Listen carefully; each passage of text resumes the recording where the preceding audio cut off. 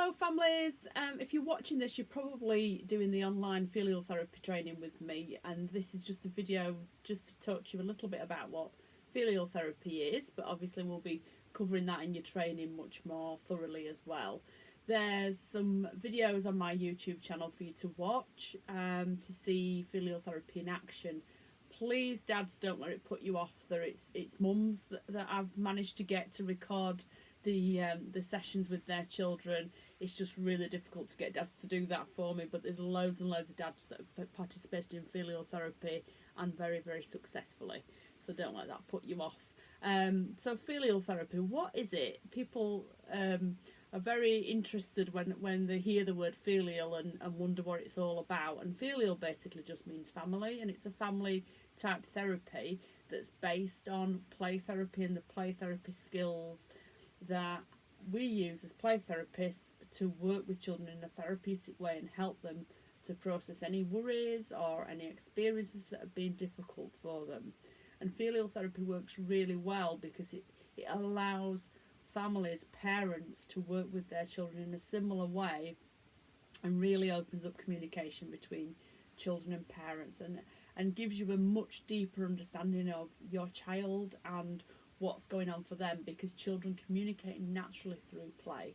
And as a filial therapist, I've got a massive belief that parents are the most important people in their child's life. So for me to engage with parents in filial therapy is really quite magical and an enjoyable experience, and I absolutely love doing it. So I'm really pleased that you're going to be still doing the filial therapy, even though it is online at the moment because of the corona situation. So let's keep going with it. Let's learn these skills and do what we can for the children.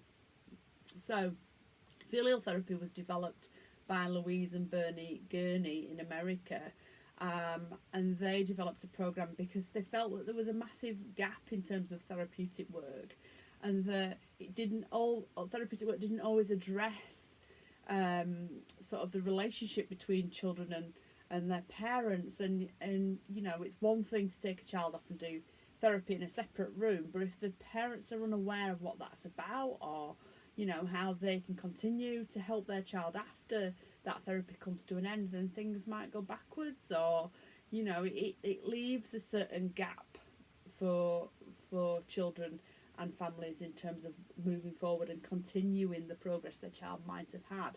Filial therapy fills that gap and is a really powerful therapy as a result of that.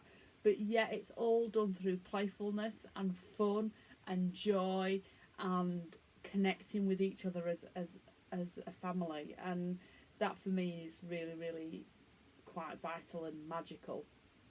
It's also based on how polar bears play with their cubs. So a mum polar bear will naturally play with one cub at a time and give each cub individual time, and filial therapy is very much about that, giving each child in the family individual time, and time that the child actually leads. And I think that's the important bit, that yes, there are rules to keep the child safe, but generally the child has the permissiveness in that interaction and that relationship to develop that play in any way that they want to. And that's the bit that's really important in filial therapy and play therapy, that children get to lead that therapy and get to lead those sessions, which is really empowering for them.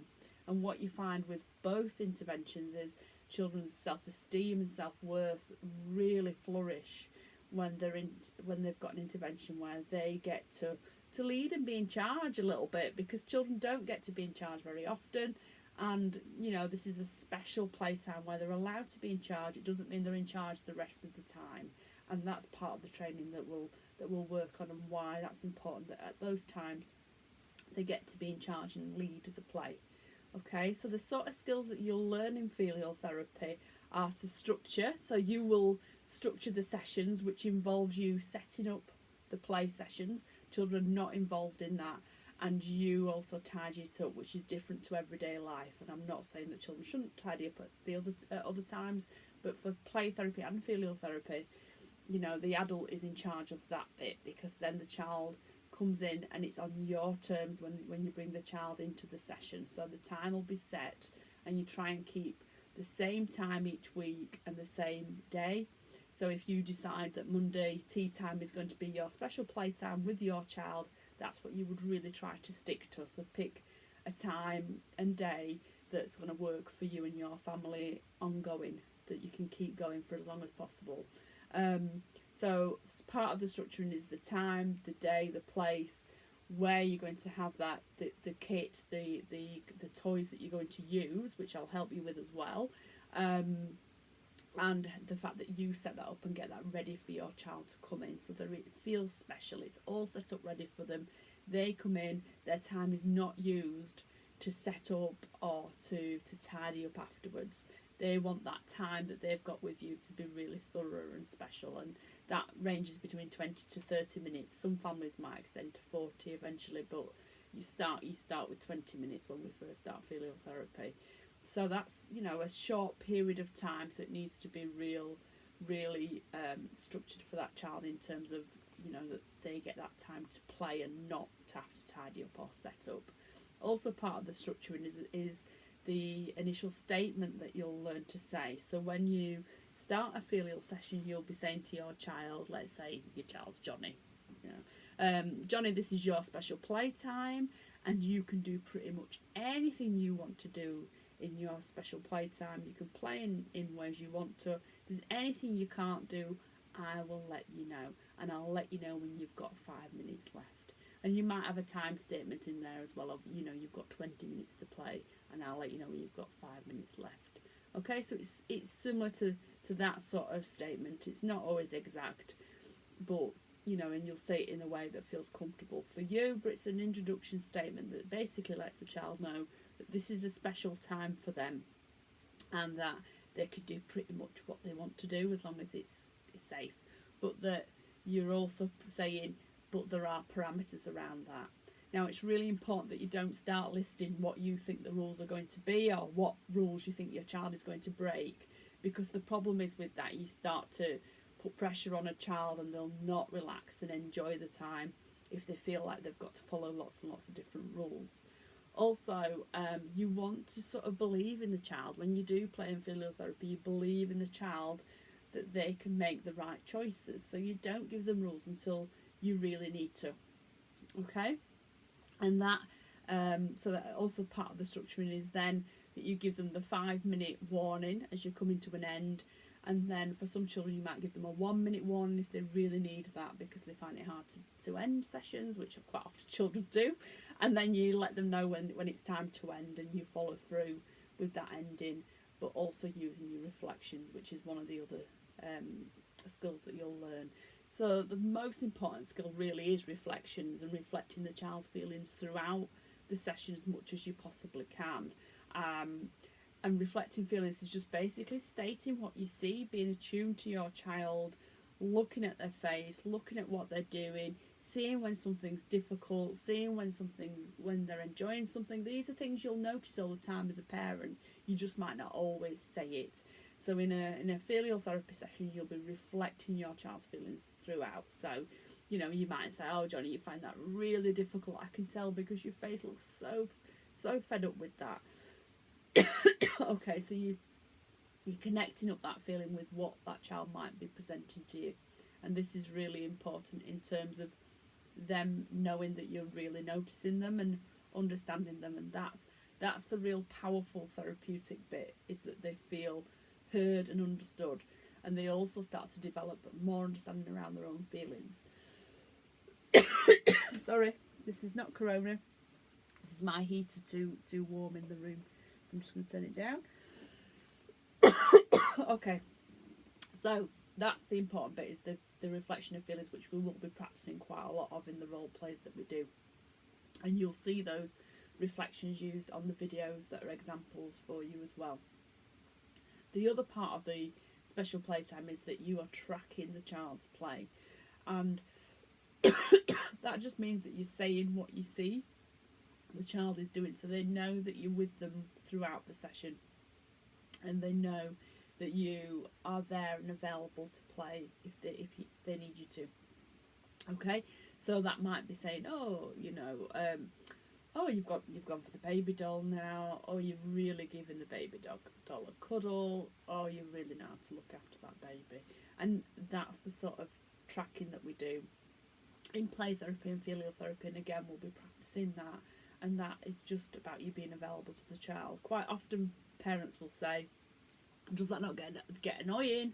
Does it not get irritating? Sometimes children will say to you, you know, don't talk as much, or they'll indicate what they need from you, but most of the children I find that really reassuring, that you're with them all the time. They know you're still available, you've not disappeared off on your mobile phone or thinking about other things. You're still with them, and you're continuously with them throughout the session. The other part of filial therapy, which is useful as well for parents, is the limit setting that's used, and it's a 3-step procedure. So limit setting in filial therapy and play therapy follows a process. The first bit is that you set your expectation for the child, and this is where you state that there is a rule. Okay, so let's say the child, Johnny, has hit you with the sword, and one of the rules, of course, is that children are not allowed to hurt you, they're not allowed to hurt themselves, they're not allowed to damage equipment, and they're not allowed to damage anything in your room, you know, wherever it is you're doing the therapy session. So I'd state to Johnny, you know, Johnny, one of the rules is, you know, you really enjoying using that sword, so you would say what they like or what their feeling was, or you were really angry then, because let's say Johnny's got angry with me for some reason, but one of the rules of special playtime is I'm not for hurting. Okay, it's that simple. So you set your expectation. If then Johnny breaks that rule again, you would then set that there would be a consequence to that, and the consequence in a filial therapy session is that this session would end. Okay, so you would say to Johnny, you've chosen to hurt me again with the sword, even though I've told you that's not okay in special playtime. If you choose to do that again, we'll have to end special playtime for today. That's the warning. That gives Johnny a chance to pull it round and change and not do that again. Of course, if Johnny does that again, you follow through, and that can be really difficult to do, but you must do it, because that gives the child the message that you are going to follow through on what you say. You know, it helps children to feel safe and secure, and then they're less likely then to break those rules the following time, and in everyday life as well eventually. So then you would say, Johnny, you've chosen to hurt me again with the sword, even though I've told you that's not okay in special playtime, so we are ending special playtime for today. And you know, you're a little bit firmer, but your voice stays calm throughout. And then you would, if Johnny was resisting, you would reflect, this is really hard, really difficult for you to end, but we are ending for today. And you would stand up and you would take Johnny's hand and lead him out of the room. Okay, so it's quite structured and firm. So, and the other part of filial therapy, of course, is learning to play imaginatively and going along with role play that children might put you in. So if a child says to you, you know, you're going to be the doctor, I'm a patient, I need you to make me better, you go along with that role. So, oh yeah, okay, I'm doctor today, what seems to be the problem? And you go into that sort of role play so that you're enabling that play for the child and allowing them to interact with you in a way that you very rarely would do at other times, I would think anyway. So they're the main filial therapy skills that you will learn and that we'll be practicing ready for your sessions with your child. Once you've got those skills at a level where you feel that you're okay and you know what you're doing, then we start the sessions, which I'll observe online and then give you feedback. Okay, and don't worry, the feedback's supportive. It's about, you know, not expecting you to be, you know, qualified therapists or anything like that. It's a way of helping you to develop those skills further. All right, and I still get it wrong as a experienced therapist, so you know, none of us are perfect. So I'm really looking forward to teaching you the skills, and we'll be getting on with that soon, hopefully. Okay, thank you, bye bye, and take care.